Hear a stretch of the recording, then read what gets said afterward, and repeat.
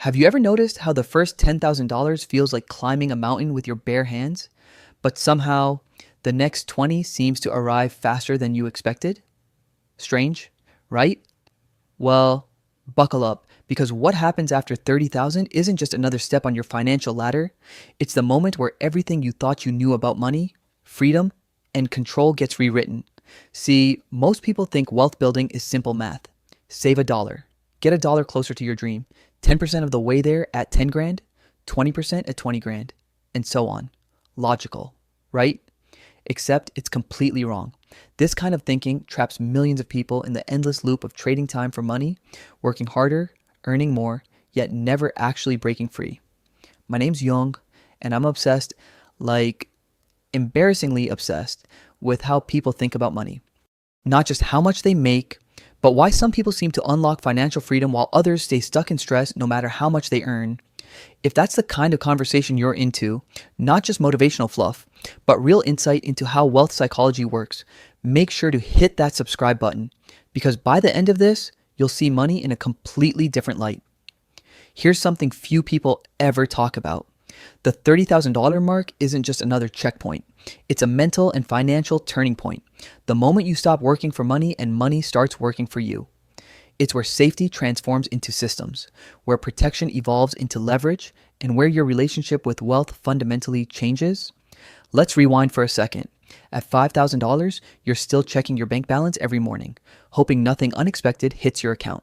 Every bill feels like a potential crisis. Rent, car, trouble, an unexpected hospital visit. All of it feels like it could derail your month. You're living in pure survival mode, and every decision feels heavier than it should. Then you hit $10,000, and suddenly something shifts. The anxiety starts to fade a little. You're not rich, but you finally have a cushion. You could handle a small emergency without panic. You've built what experts call an emergency fund. For the first time in years, you can actually exhale. That's your safety milestone. It's crucial, but it's only the beginning. Now, $20,000. That's when you start playing offense. You're not just surviving anymore. You're thinking ahead. You're exploring investments, maybe maxing your 401k or setting aside cash for opportunities. You feel in control for the first time. You can even afford to say no to a toxic job or walk away from something that doesn't serve you. You're entering growth mode. Most people stop right there, thinking they've made it. But that's exactly where they're wrong, because the jump from $20,000 to $30,000 isn't just more of the same. It's the first true transformation point. It's the moment when compound interest stops being theory and starts being visible. When you stop managing your money emotionally and start managing it strategically, when you shift from thinking like someone who has money to someone who builds it, at $30,000, something subtle but powerful happens in your mind. You stop seeing dollars as something to protect and start seeing them as employees.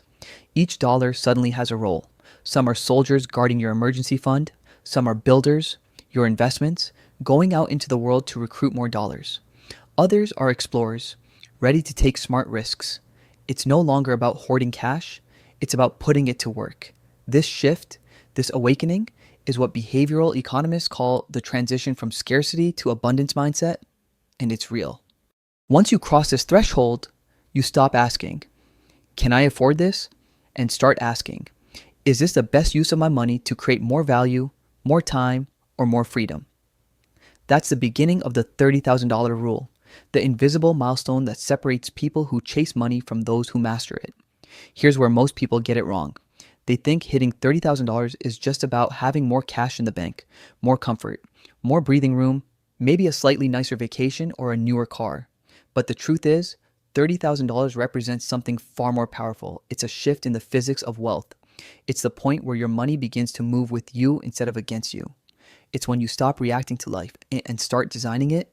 When you reach this level, your brain goes through a kind of financial rewiring.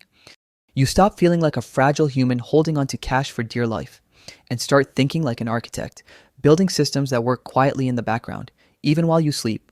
At $30,000, money stops being emotional. It becomes mathematical, strategic, purposeful. Think about it this way. When you had $5,000, spending $100 felt like a major decision. Every purchase triggered anxiety because your safety net was paper thin. At $20,000, you could finally breathe, but that $100 still felt significant. At $30,000, the question completely changes. You're no longer asking, can I afford this? You're asking, is this the smartest use of my capital? You're no longer buying peace of mind, you already have it. Now, you're buying leverage. This is where the abundance mindset really kicks in. Instead of focusing on what could go wrong, you start focusing on what could go right. You stop obsessing over small expenses and start thinking about how to make your money multiply. Every dollar becomes a decision point. Will this create more time, more freedom, or more opportunities? And if it doesn't, why spend it? This is the moment where you graduate from playing defense to playing offense. When you only have a few thousand saved, your main goal is protection, making sure nothing wipes you out. But at $30,000, you can start building systems that actually generate wealth on autopilot. You can set up automatic investments, create multiple income streams, or learn a skill that doubles your earning potential. You're not just building savings anymore, you're building momentum. And here's the wild part. Once that momentum starts, it almost feels unfair. Opportunities that seemed impossible before suddenly make sense. You can take calculated risks without the fear of losing everything. You can invest in yourself, courses, certifications, even starting a small side business because you know one failure won't ruin you. You've built a buffer between you and chaos. And that buffer gives you power. I call this power the no factor.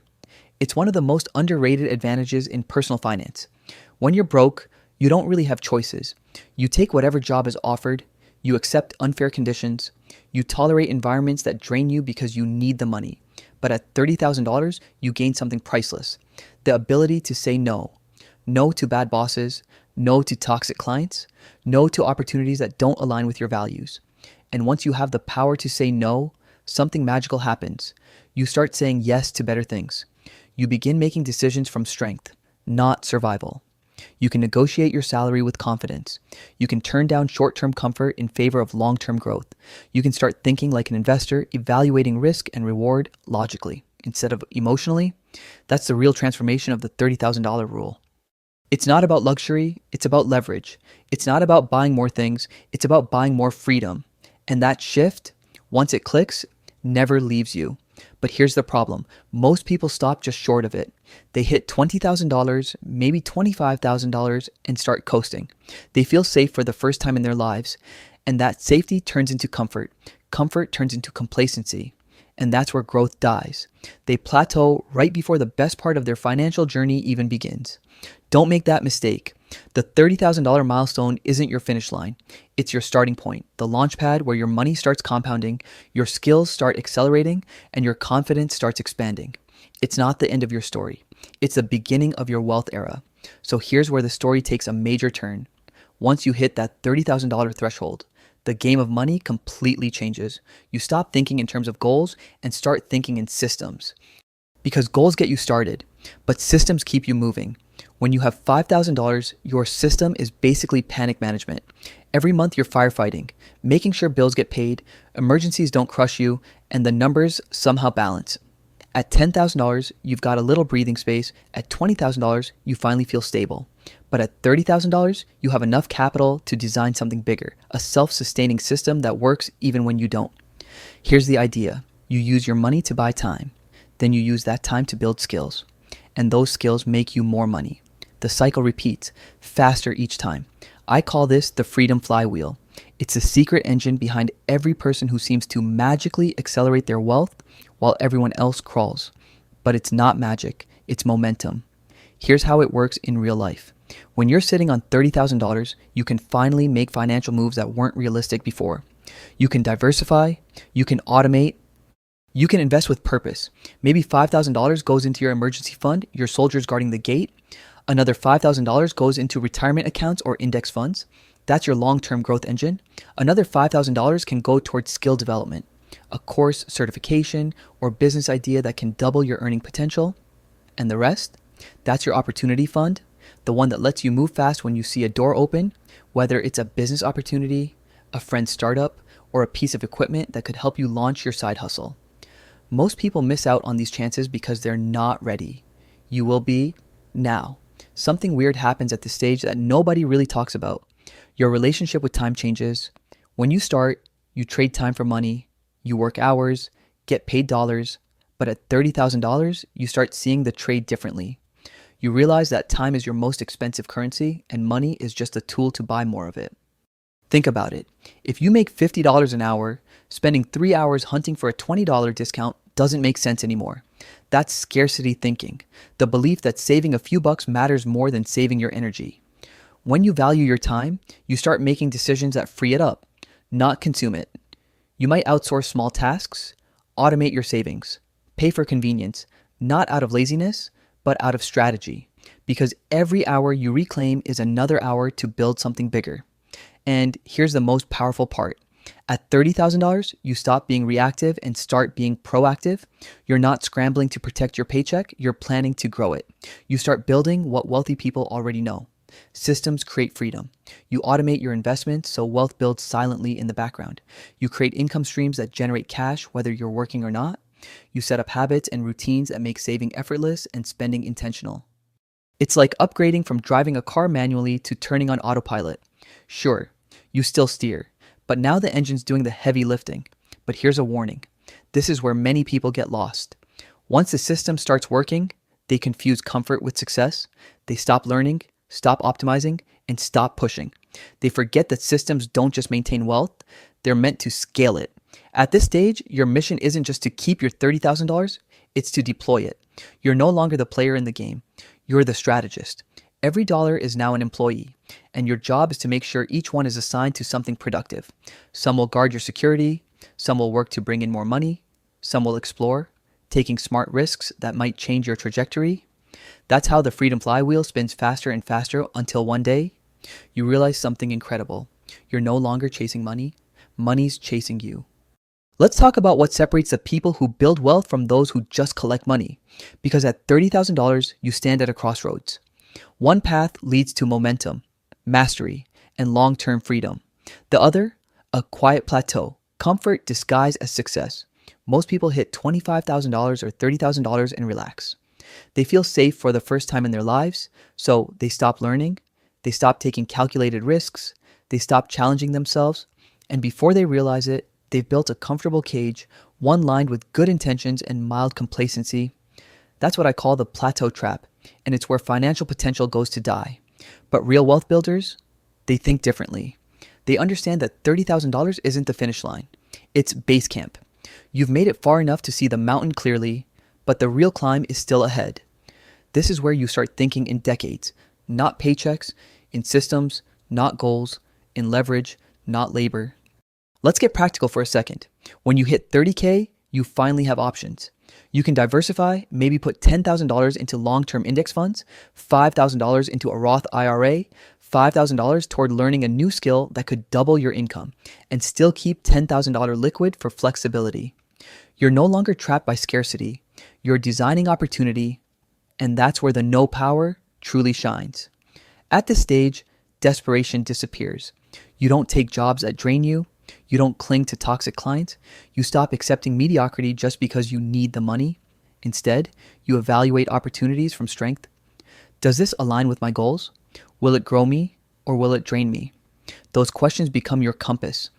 That's the beauty of the $30,000 rule. It gives you freedom of choice. And that freedom compounds faster than interest ever could.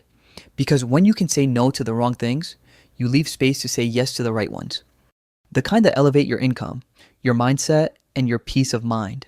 But here's something nobody tells you. When you start saying no, the world reacts. Your friends might treat you differently. Some will admire your discipline and ask for advice. Others might feel uncomfortable or even resentful. That's okay. Just remember, you didn't build this to impress anyone. You built it to transform your life. And the transformation goes beyond money.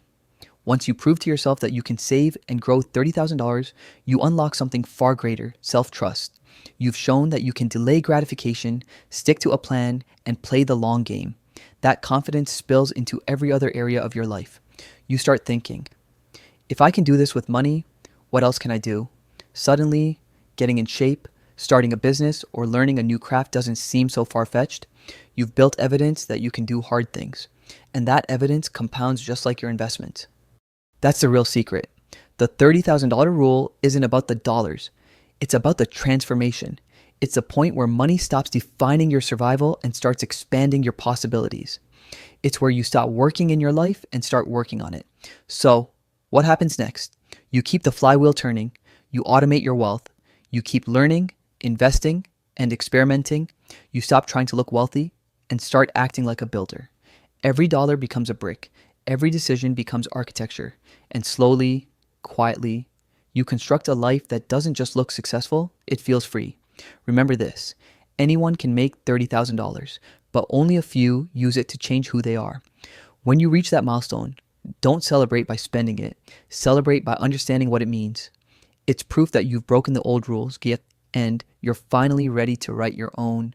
Because at the end of the day, the $30,000 rule isn't about wealth. It's about leverage, choice, and freedom. Once you cross that line, you'll never see money or yourself the same way again.